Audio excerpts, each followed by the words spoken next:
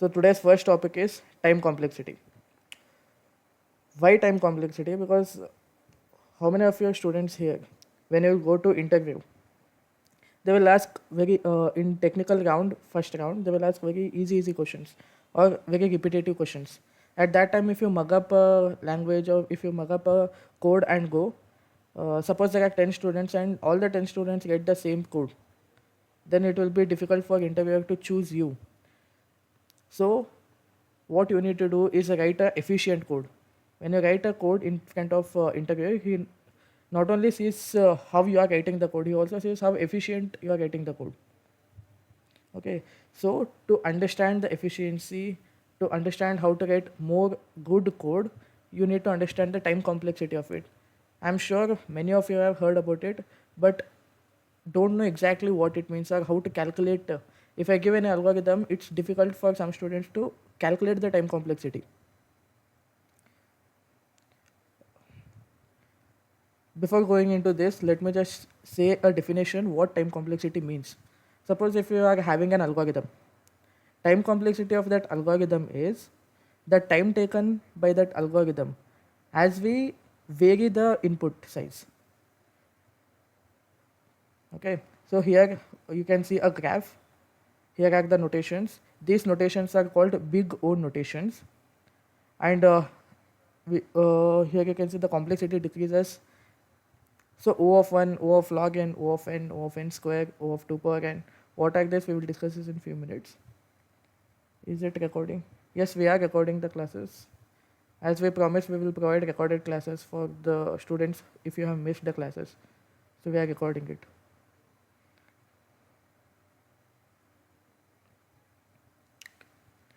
So first one is O of n. O of 1, sorry.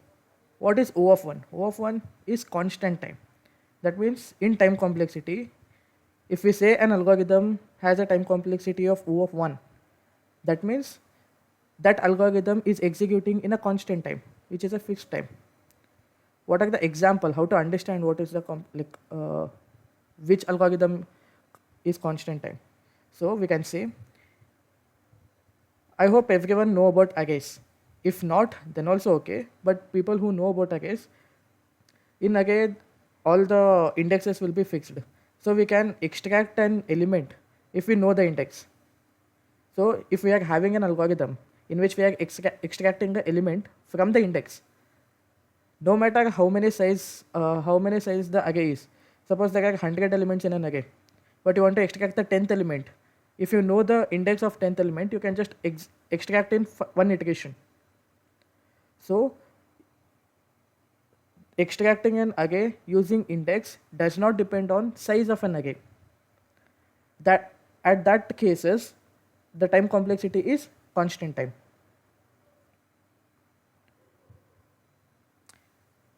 Next thing is linear time.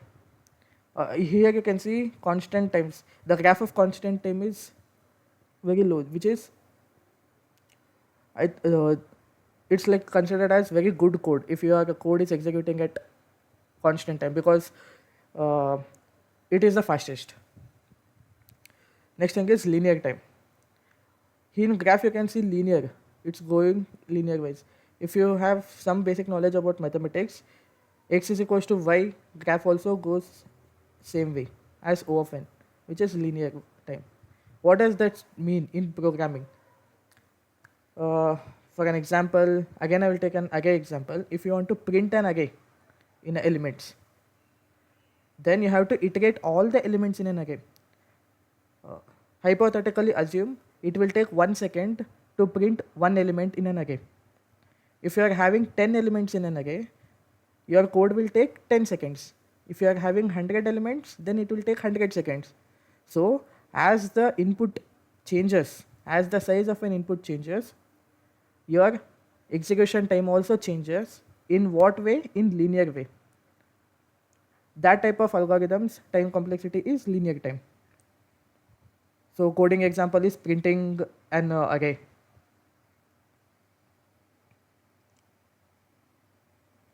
So screen is full of green. Are everyone facing the same issue? Is my screen completely visible?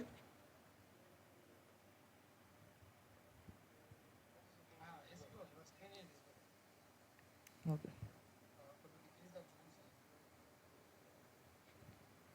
Uh, I think if I decrease the zoom size, it will not, the text will not be visible. Okay, properly visible. I think Nagmada, you have some connection problem, so clarify it once. Okay, so guys, constant time and linear time, you got it, or do you want revision? Okay, should I have to repeat it? You can just text.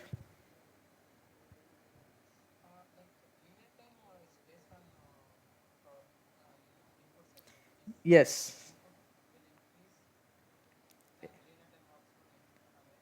yes, exactly. So here n stands for size of an like input size. So Janvi, do you know concept of array?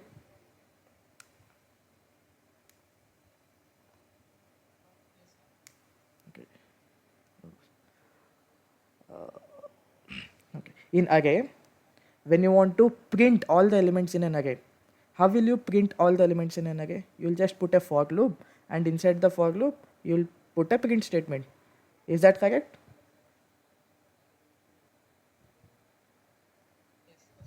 Yeah. So when you're doing that thing, suppose there are 5 elements in an array. If you are printing that 5 elements in an array, you have to iterate all the elements in an array. Hypothetically, assume it will take 1 second. Then, for iterating all the 5 elements, it will take 5 seconds. If the same code, if you are changing the size of size of the array, then it will take that amount of seconds. Here, what linear means what? N represents the size of an array, or the size of algorithm which you are testing time complexity. I know many of you will not understand at first glance. As we continue solving so much of problems, as we going to see arrays, what are arrays, how we write code, what are algorithms, how to calculate for big algorithms, then come back again. This session will be recorded. Watch this segment of the recording. Then also, if you get doubt, ask it in doubt sessions. Got it? So basically, linear time means as your input size increases, same amount of time or seconds will increase. That's why both are similar. If we say like, let's see, x is equals to y graph, you can see straight line. You see straight line. So when both sides increase gradually, increase in linear way, at that time straight graph will come. That's why here you can see O of n is a straight line. That's why the name linear. Okay. I'm not using hard or like standard coding examples because it is a beginner friendly bootcamp. Okay. Next thing is quadratic time. What does quadratic time means? Later on after this, I will say you a simple trick how to recognize and how to calculate time complexities also. Okay. So let's go to quadratic time. By name only we can say that quadratic means something related to 2 or double. So now let's understand it with an example. Okay. So guys, if you are new to coding, then also no worry, just understand the example. The algorithm part which I say, if you not understand, then also it's okay. So this is an problem statement. What the problem statement states is we want to count the shake hand. Okay. So here are 5 people: A, B, C, D, and E. Now everyone have to shake hand with each other, and we have to count what's the total number of shake hand. Okay. So let's see. A will first. Let's take A. Okay. What we did? We took A. Then A will go and shake hand with all the other people. With B, C, D, and D. What's the total number of shake hand done by A now? It's 4 because he will go shake hands with all the others. Now, what we will do, we have iterated A with all the other elements. First what we did, we took A and iterated all the elements with A. Now what we will do, after completing all the elements or all the person, we will shift our iteration. We will go to B. Next step what we will do, we took B. Now B has to shake hand with all the other elements, all the other person. B will shake hand with C, with D and with E. But he will not shake hand with A because we have already counted the shake hand between A and B. Now you are getting the trick. So now B will shake hand with only C, D and E. So what's the total number of shake hand done by B now?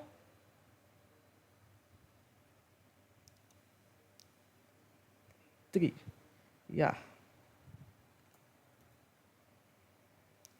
Krishna, total 20 is wrong.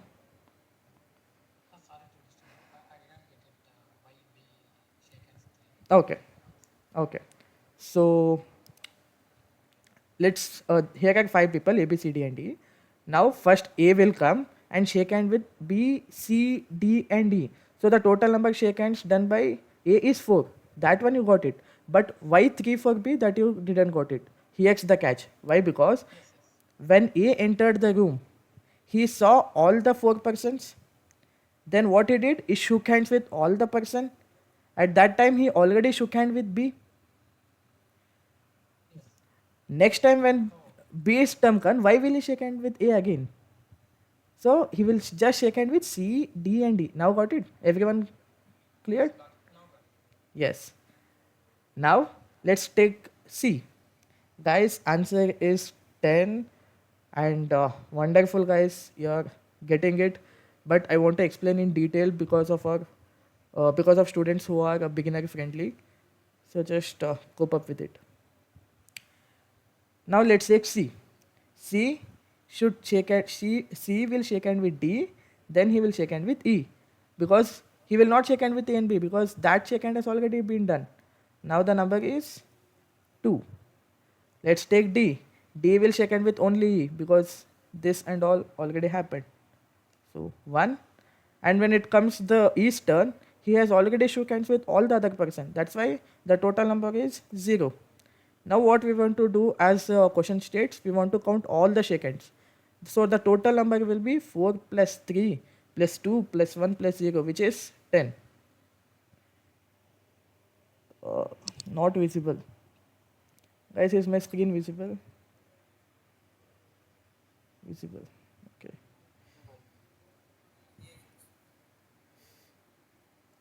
So for if my screen is not visible, just recheck your internet connection.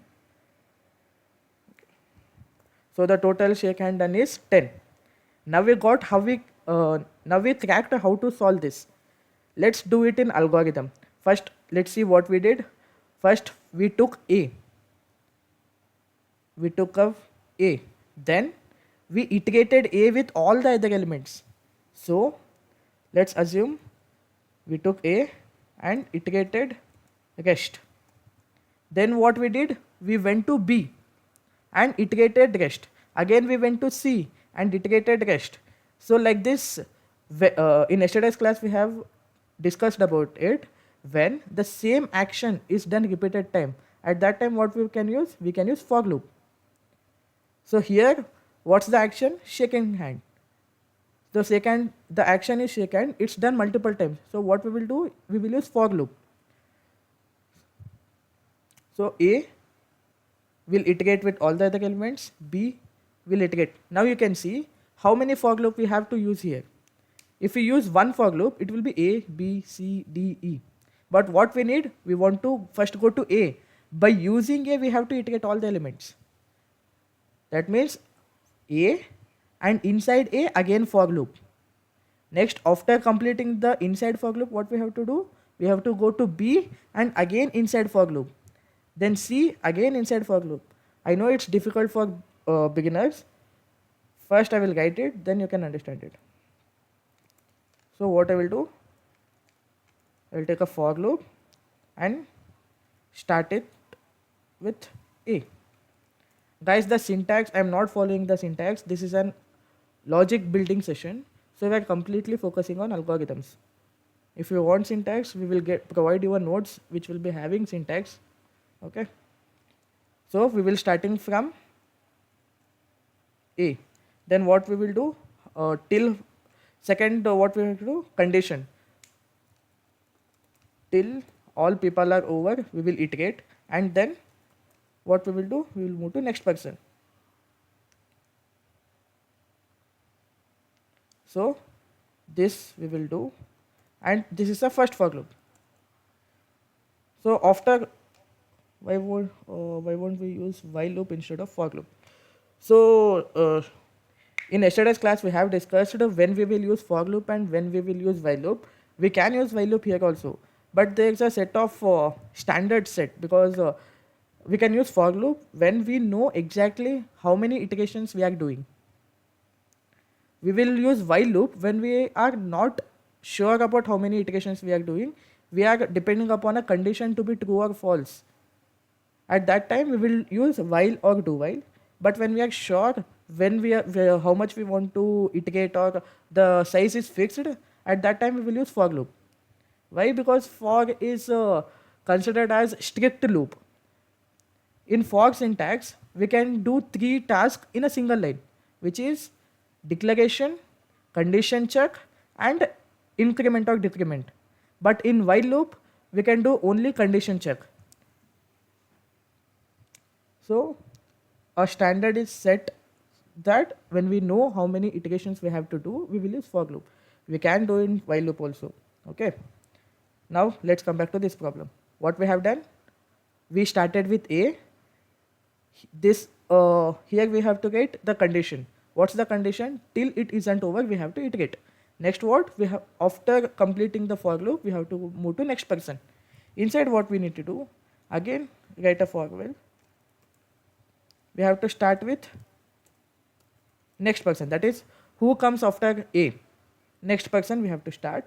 Then same till all person gets over, and we have to move next. What's the action? Shake hand is the action.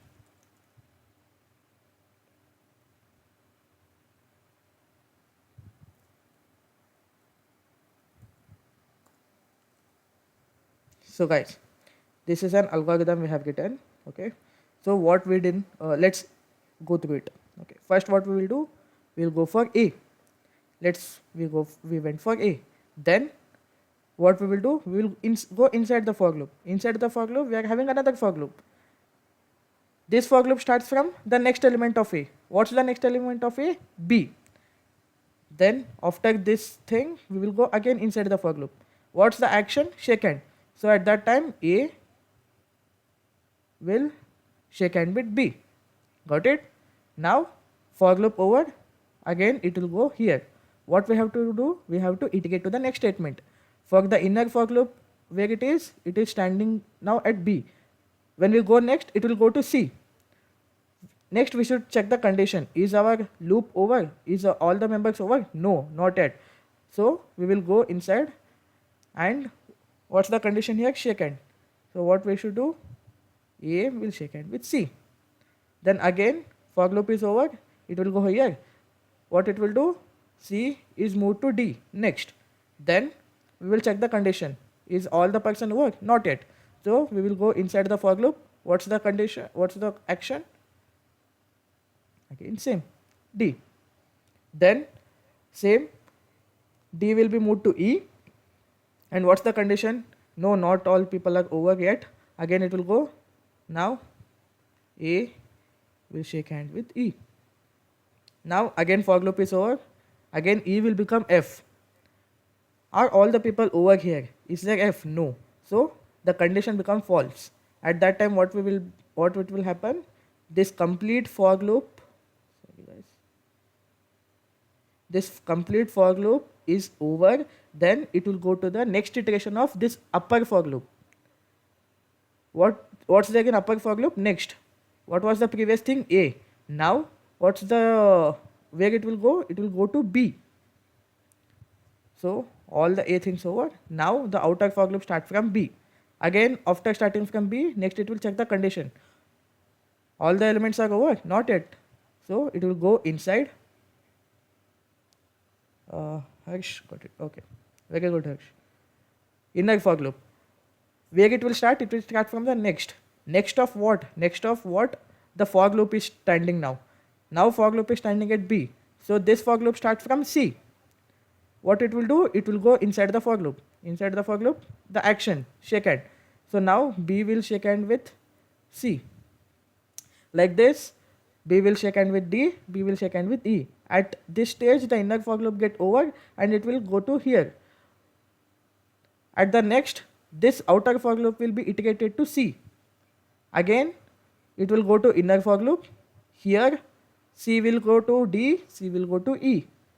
Now, what I have said earlier, the same iterations will happen till everything goes to E. Let's just skip all the steps and go to E. Suppose we are at E. Now we will go inside next to E. There is no next to E. That's why this block won't get executed. It will directly go here. Next to E is F.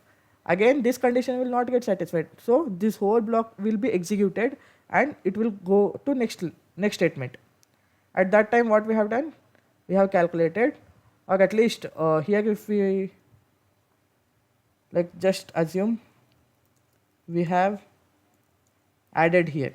We have added all the shake hands, then we will get all the total number here. So I hope majority of you got it. If you have not got it, then also it's fine. So just text if you have got it.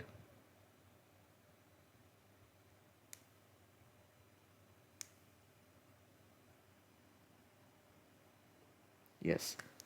So why I said this much, why I used this algorithm, because I wanted to show quadratic time. Here what we have done, we have used a nested for loop, a for within for loop. So this comes under quadratic time. What it exactly states, you can see here, quadratic is n square.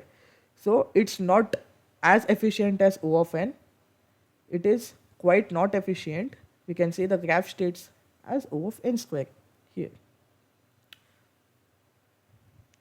So here comes the tip. If in algorithm you are having a single for loop, then just there are high chances that that algorithm is of linear time. What was the example I have given to linear? Can you please quickly repeat that handshake code again? Okay, Shamsi, in a minute. What was the example I have given for linear time? Printing each elements in an array. Yes, exactly. So for printing elements in an array, we will use a single for loop. So wherever you are using single for loop, most cases the time complexity will be linear time. So what we have done in quadratic time, we have used nested for. So most of the time when we are using nested for loop, we will be dealing with quadratic time complexity. Got it? This is a small trick which we can do. In an interview when we are sitting in a technical round 1, I have seen many people who will be very nervous while sitting in a technical round. They will be reading heap, search, graph, and when examiner asks you to tell about palindrome, tell about second sum, at that time they can't recognize or they can't recall what's the code. At that time what they will do, they will go and just write the code which will come in their mind, which will be like brute force method. At that time the efficiency of the code, the lines of the code, they will not think any of that part. But interviewer will be watching what you are writing, what's the efficiency. So keep in mind. And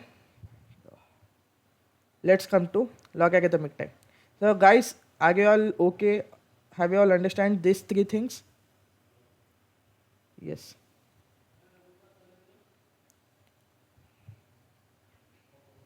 So to understand logarithmic time, let's understand one more example.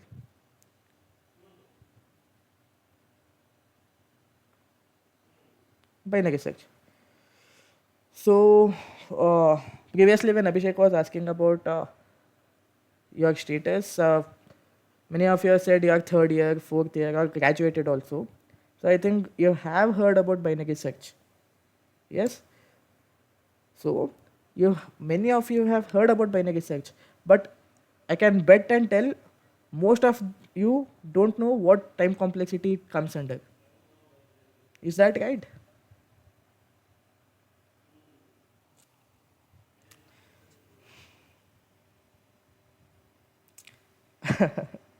Login, yeah. Okay. So need to see concept. Okay. So guys who are beginners, don't panic. We will again touch binary search where when we will see searching techniques and sorting techniques. Here, just explain how it. Let me just explain how it works. Okay. So here we are seeing binary search. As you can see, the second word search. So what does it mean? We are searching an element. Where we are searching? Suppose they are given an array. We are searching an element in an array. For example, let's assume we have to search 1. If we are just iterating or we are using linear approach, then what we will do? We will match with first element. If the element matches, then we got the search. We got the element. But suppose if the element is 8, in linear search, I'm mentioning in linear search, what's the procedure? We will go match it with the first element. It does not match, then we will go to next element, then we will go to next element till that we will do same till we get that element. If we not got any element similar to this, suppose it was 9, then we will say the element not found. So suppose there are 1000 elements in an array and the your element is in last position. At that time when we are using linear search, we have to search all the elements till last. Are you getting how much complex it is or time consuming it is? So to deal with that, we have introduced binary search. Okay, Ritvik, often. For linear search, yes, for linear search, the time complexity will be often. Now, what happens in binary search? Binary means 2. We all know that thing. Binary means 2 and search means searching any element. Should we skip 2 elements and search? No. What we will do here is, we will divide a given array into subproblem. This technique is called merge technique or divide and conquer technique. So what we will do, we will divide our main problem into multiple subproblems till it is initiated or till it becomes simple. Then we will solve all the subproblems to get our main solution. I know it's overwhelming for beginners, but try to understand the words I am using. What we will do, we will break down the main problem into subproblem, small problems. Till when we will break down? We will break down into a molecular level where it's become simple, where it become easy. Then we will solve those sub problems. As we will be solving those sub problems, eventually we will get back to our main solution. So this is a technique. So in binary search, suppose we are searching for 1 itself. What will happen is, I said we will divide it. How we will divide it? Suppose there are odd number of elements, or in this example there are even number of elements. To divide even number of elements, we just have to divide it by 2. So if we divide it by 2, the first half will be 1 to 4 and the second half will be the rest of it. One more thing guys, just for like starting 3 to 4 days, I'm using my laptop's cursor. I have ordered the digital pad. It will be delivered in few days. So till that, it will take some time to do all these steps. Okay. So what's the first step? What we are doing? We are doing dividing it into 2 steps. 1, 2, 3, 4 first part, 5, 6, 7, 8 second part. Next, what we will do? We will again divide this into 2 parts. How to divide 4 into 2, which is 2. So 2, 1, 2. This becomes our new sub problem. Then what we will do? We will again divide it. What's if we divide 1 and 2, what will come? What will come? 1 and 2. At that time, it's very simple. It's to the molecular level. At that time, we can search it. So you got the idea, right? I have not explained any algorithm yet. I have not explained anything related to coding yet. You guys just got the idea. We will divide till we go to molecular level, and then if you got the answer, eventually we'll get the solution for main problem. Yes. So now we almost all know this problem is solved in log n. Okay. I hope all know about logarithmic, how logarithm works in mathematics. If no, then I will just give you small what information like how it works. Let's take a small example. Let's take log 8.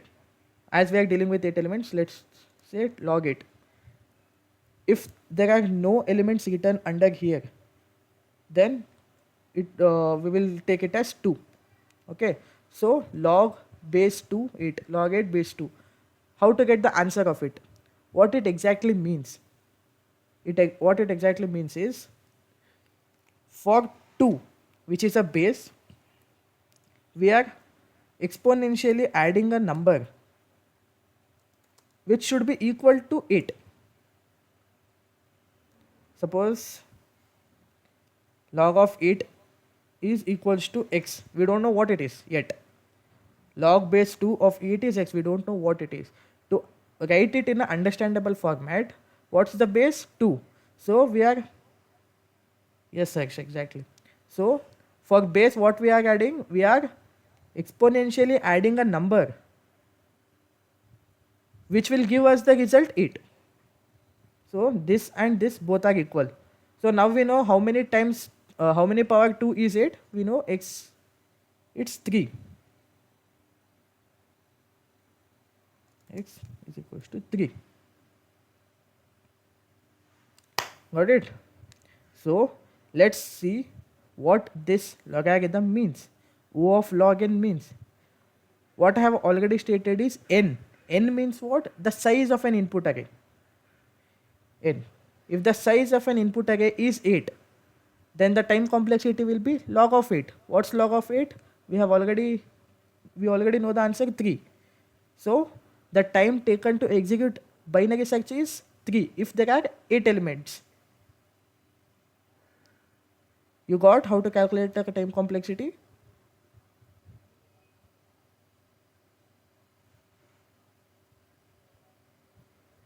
Guys, respond in chat.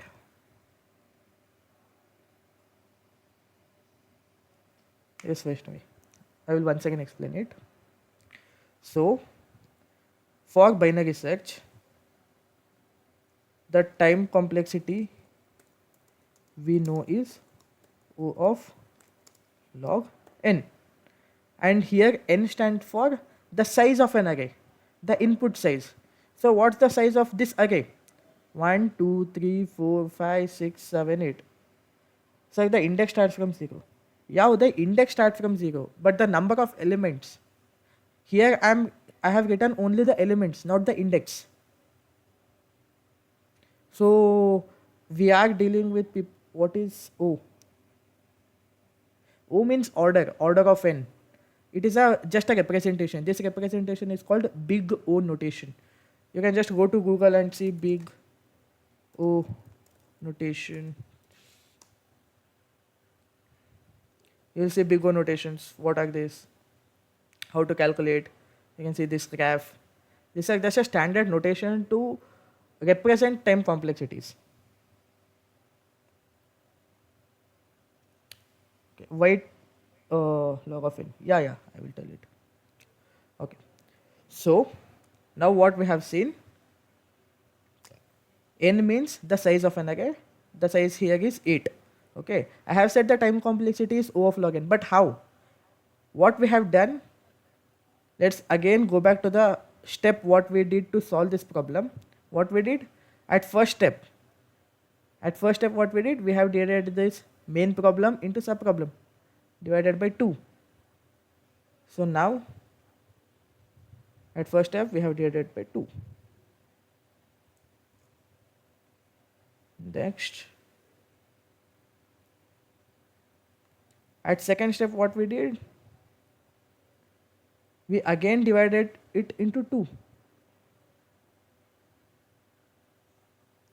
Again, it's not in a molecular level.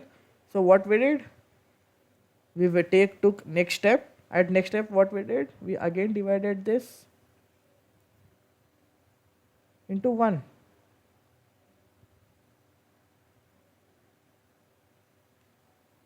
So to get our answer, we went through 3 steps. For how many inputs? 8 inputs.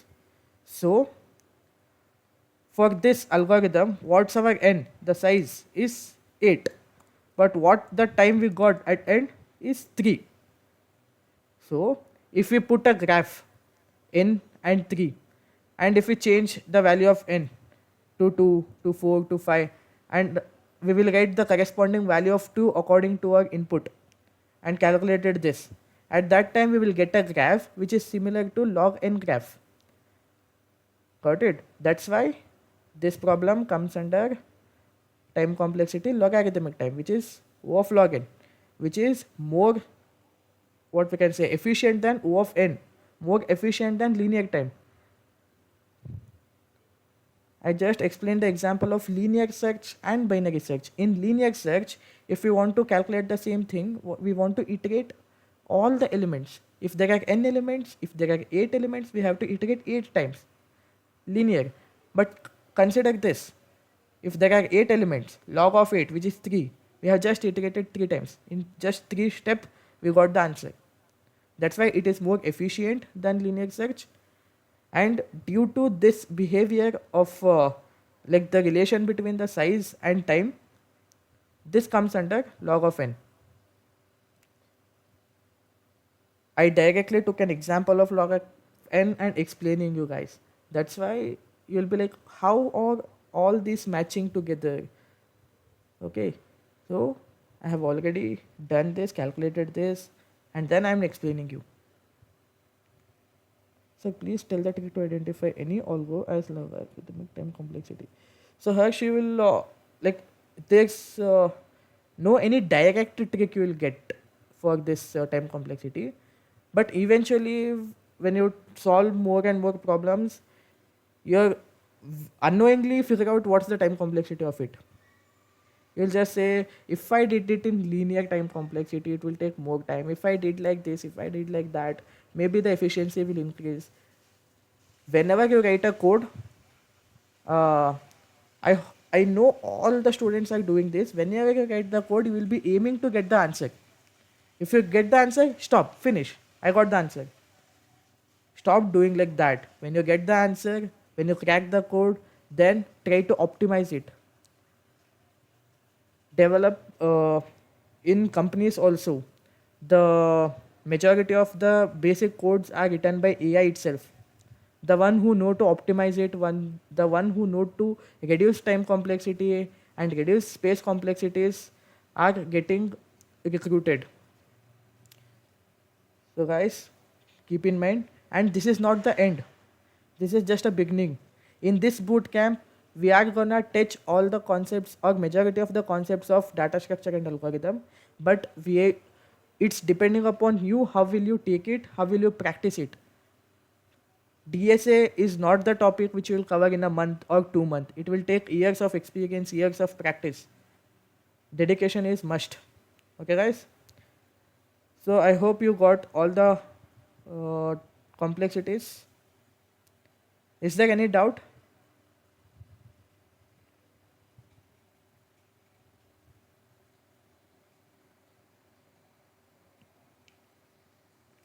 So guys, and these are not only the standard notations, there are plenty of standard notations. The session will be for how many hours per day? So Kritik, we are planned that the session will be like minimum 1.5 hours per day, but depending upon the topic, and the doubts, it may extend to 2 or 2.5 hours. And this boot camp, you have paid to it, you are watching it. So if you want to end, or if you want to session end the session for 1.5 hours or 2 hours, you can go. If you don't have any doubt or feel that you already know these basic concepts, you can go. We will also provide recorded sessions and notes and homeworks. Is there any group for us? Only students. Only for this DSA group is for students.